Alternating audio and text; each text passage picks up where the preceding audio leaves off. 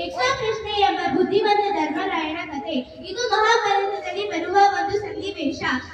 ತುಂಬ ಬಿಸಿಲು ಇರುವ ಕಾರಣ ವನವಾಸದಲ್ಲಿ ಪಾಂಡವರಿಗೆ ಬಾಯಾರಿಕೆಯಾದ ಸಂದರ್ಭ.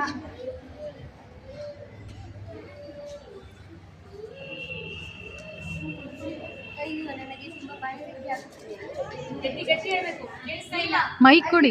ನೀವಿಬ್ಬರು ನೀರು ಎಲ್ಲೇ ಇದ್ದರೆ ಹುಡುಕ್ತೀನಿ, ಹೋಗಿ. ಅಣ್ಣ, ಅಲ್ಲಿ ನೋಡಿ, ಹಸಿರು ಮರಗಳಿವೆ, ಅಲ್ಲಿ ಸರೋವರ ಇರಬಹುದು. ನಾನು ನೀರು ತರುತ್ತೇನೆ, ಹೋಗಿ. ಆಹಾ, ನೀರು ಮೊದಲು ನಾನು ಕುಡಿಯುತ್ತೇನೆ.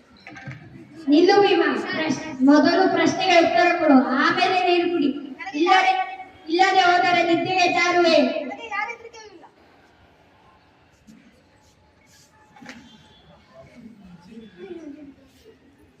ಅಯ್ಯೋ ಭೀಮಣ್ಣ, ಏನೋ ಆಯಿತು ನಿನಗೆ?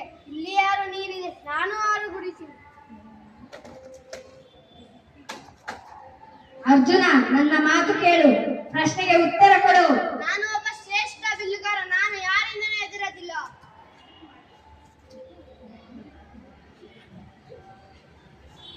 ಅಯ್ಯೋ, ಇವರಿಗೆ ಏನು ಆಯಿತು? ಇವರು ಯಾಕೆ ಹಿಂಗೆ ಬಿದ್ದಿದ್ದಾರೆ?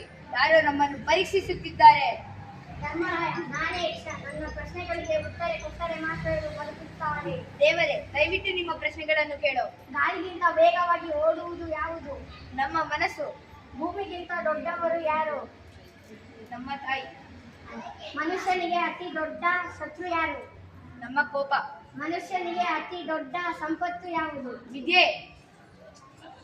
ನಿನ್ನ ಉತ್ತರಗಳು ನನಗೆ ತುಂಬಾ ಇಷ್ಟವಾಯಿತು. ನಿನ್ನ ಇಬ್ಬರು ಸಹೋದರರು ಈಗ ಎದ್ದು ಬರಲಿ.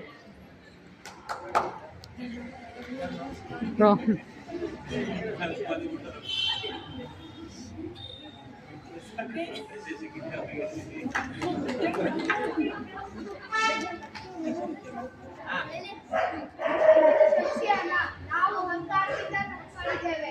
ಸತ್ಯ ಮತ್ತು ಧರ್ಮಕ್ಕೆ ಯಾವಾಗಲೂ ಜಯ ಸಿಗುತ್ತದೆ.